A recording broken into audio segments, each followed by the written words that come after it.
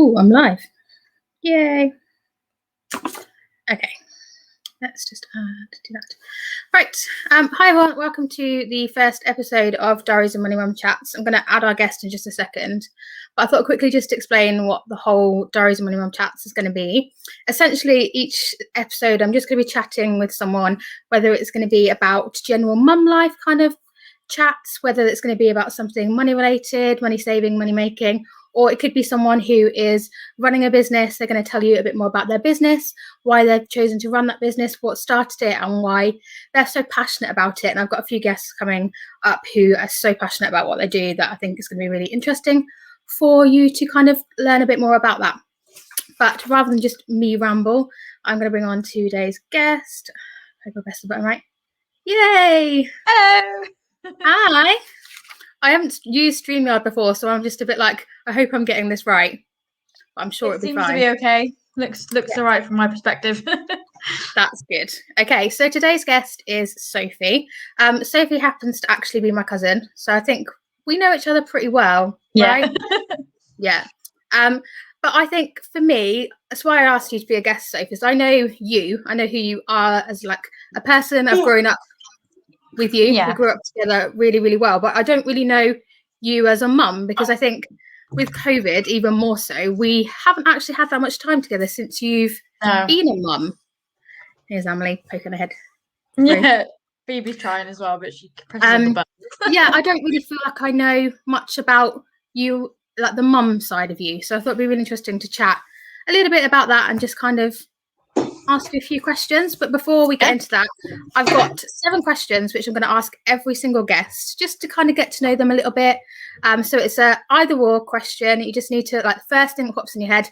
Most of these I think I know the answer to, but we'll see how many of them I actually get right. So first one is dog or cat? Cat. I actually had to think then, because I'm a bit split, because I love them both. I did say cat in my head when I wrote these. Sweet or salty? Oh, salty. Okay. Coffee or tea? Coffee. Pepsi or Coke? Coke. Cake or pie? That's not fair, because I just said I like salty food. But cake, though. Okay. Cake. I'm gonna say cake. Sunrise or sunset? Sunset. Okay. Final one, fruit or veg? Fruit. Okay. I got a good chunk of them fairly right. Okay. So the first big question is, tell us a little bit more about you. Who are you? Give us a bit of detail. Okay, well, I'm Sophie, obviously. I am a mum to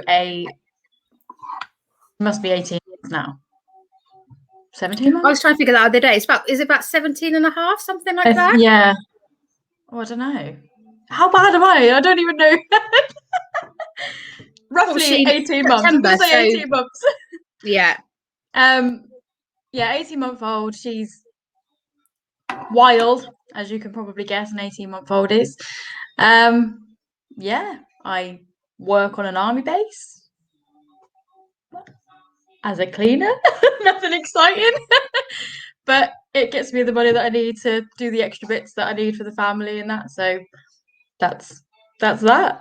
Not gonna lie, I'm not really that excited, to be honest. That's all right though. Okay. My first big question is, what are your favourite things about being a mum?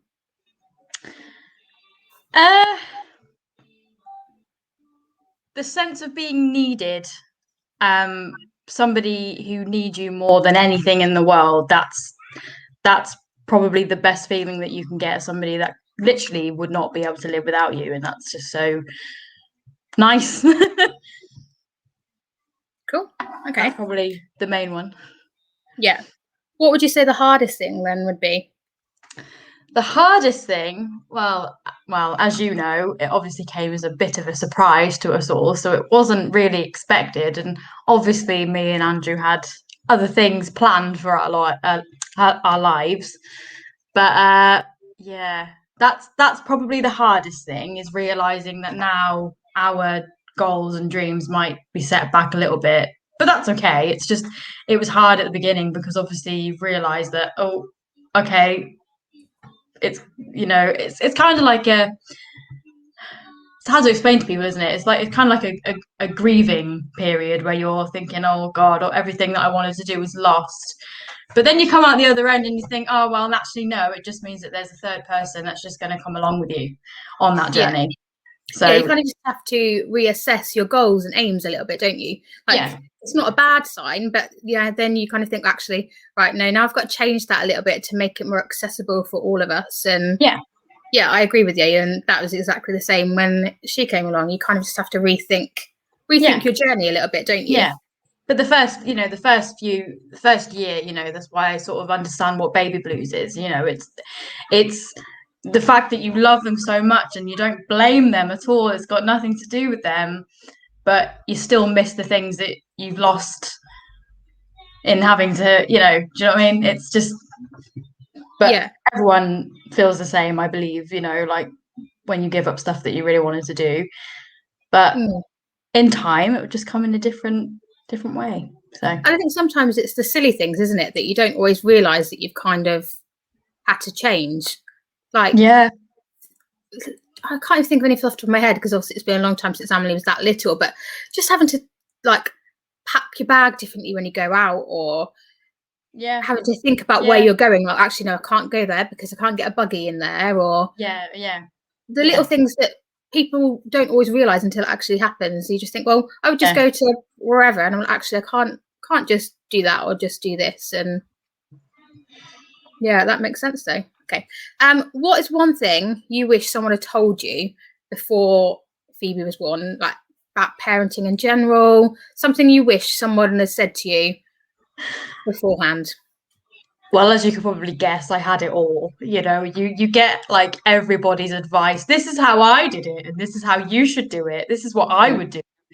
And in all honesty, like, I'm not gonna lie, I don't think I took anyone's advice. I've just like allowed it to happen how it's happened. I don't really know what maybe the warning of like well, no, I can't even say that because people did tell me like how tiring it was going to be, and I have to say my health did deteriorate quite a lot, but that's something that literally no one could have judged. So, for the past year, I've had something called trigeminal neuralgia, which is like a twitching in the face, and it causes severe nerve pain. It kind of feels like a constant toothache, but constantly all up here. Recently, though, luckily, it's not been too bad, but obviously I don't know whether it was triggered by the pregnancy or whether it was triggered by something else. I don't really know what happened, but it seems linked. That's the only thing that I wish, somebody should have said, like, or could have said, like, oh, there's a possibility that your body's going to completely change and you're not going to be the same ever again. But like I say, nobody would have known that. So no, but like you said before, when you're first like expecting, that you do get so many people saying this and this, and actually it can be really overwhelming, can't it? Because you just get all this wealth of information. Then you're worried. You're like worried because you think that, oh, well, am I doing it wrong because this person told me that I should be doing it this way, or are they going to judge me for it? And it's just really annoying when people do that, and it's harder for us. I think I especially notice it's probably the same for you, but we've got quite a few generations still around in our family, and things have have changed a lot from the generations. And people like Nanny who are amazing, don't get me wrong, like great with both of our kids, but things that they did back then, they're so different to what we do now, and they're still like, oh, you could do this and this. I'm like, well, actually they don't suggest that anymore. So you get so much, and you're just like, actually, you've kind of got to just go, like you said, go with your gut and go with what feels right for you. We've always we've always gone by Phoebe, like whatever she's needed, whatever, I started to, as you know, I'm musical, so I don't know whether that's like a link, but I can pick up, I've picked up on the different pitches and the different sound and what different cries mean. And that was what helped me, because I was like, right, she's got wind, right, she's hungry, because I was able to pick up which sound it was that she wanted. And that's honestly, I believe, what's made it so much easier for us. But everyone's different. We've just somehow been really lucky, you know, but she's still really young, so there's still definitely time for her to bring out her little attitude, which I think is slowly coming. They do kind of gain that personality, don't they? And I guess you are at the point where it slowly is. She's at that age where it will start to slowly come through and develop and stuff. And you know, Amelie, she is the biggest drama queen going. She reminds me of you in that respect. Some but ways. she was very similar to Phoebe. She was younger, wasn't she? Very chilled out and very easy to look after, you know. So yeah, but crazy now. So sorry, that's what you've got to come. But thinking of, like, obviously you are a mum, so Phoebe becomes your priority a lot of the time. But what do you do that is for you? What do you? I know you've said about your music thing, but what is your you time kind of go-to thing? Well, yeah, music, writing, singing, sometimes dance, but I end up actually just doing that with Phoebe anyway. So, for me,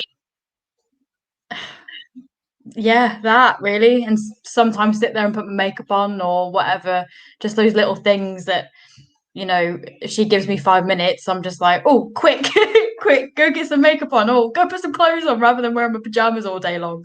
You know, because if you find that little gap of time, like, yes, I can just go do something quickly just to make me feel a bit more positive. So, but she's obviously getting a lot better at that now, because we're able to leave her in her room when she can play by herself, and we can quickly go off and do what we need to do and then quickly return, and she's fine, you know. So, you know, it's getting easier the more she gets older, because obviously she can understand and she's starting to be able to look after herself a little bit, you know. Yeah. So they kind of gain that independence and the safetyness of and it's not always like being independent, because they can be as a child, but this, like, I guess it's just you feeling safe that she know that she's okay to just have 5 minutes to just sit on the floor with a load of toys that you know are okay, and just do that little, like you said, put your makeup on or do that little 5-minute job that you want to do. And it gets easier as they get older, so don't worry. Because she can help. To be fair, yesterday Amelie helped me dust a shelf in the bedroom, and then she goes, what can I do now? So there was her dusting the window ledge, her desk, because she wanted to do it. And I was like, okay, go for it.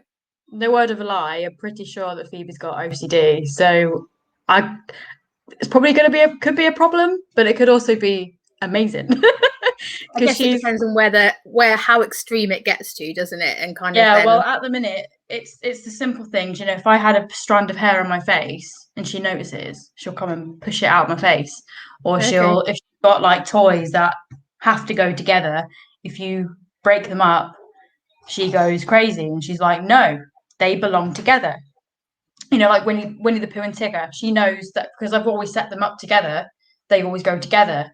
And me and Andrew were playing with them yesterday and splitting them up, and she kept coming up to us and ripping them out of our hands and putting them back together, you know. So I was like, oh, I think she's showing some signs here that she could be a little bit, you know, what's the word? Particular, that's it, about how things are placed and where they go. But it's quite helpful. She's already able to pack up her own toys and put them in a box and clean up, you know. So I'm looking forward to that. Like, man, do you want a hand hoovering? Yeah, sure, have it. Yeah, it's also got to be good for her development and stuff like that, isn't it? Yeah, definitely. Yeah. So what's next for you over the next year or so? What are you hoping to kind of achieve in terms of Phoebe and you? Fill me in.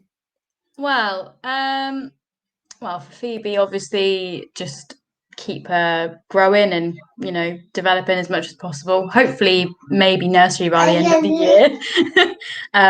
But that depends. I think we're going to go by her like development in speech. When she can speak for herself and she can ask for things, then I think we'll be ready for her to go into nursery. But for now, because she's very much still in the period where she shouts what she wants rather than says what she wants.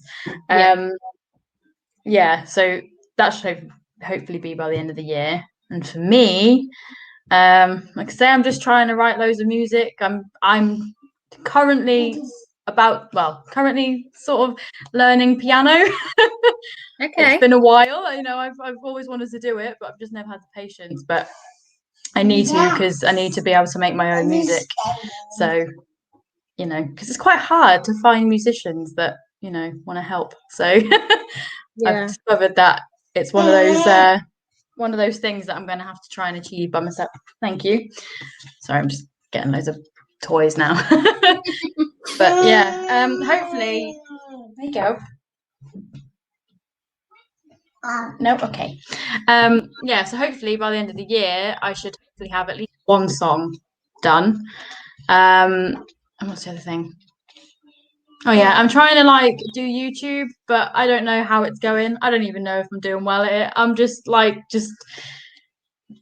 with the equipment that I've got, you know, I can only make like simple videos, but you know, I'm just trying to do it really as a distraction. You know, this year's been terrible for everybody.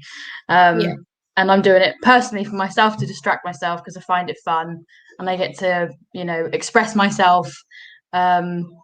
It's kind of like a social life, isn't it? It's like talk. It helps you get everything out. Like it helps you just talk to something, you know.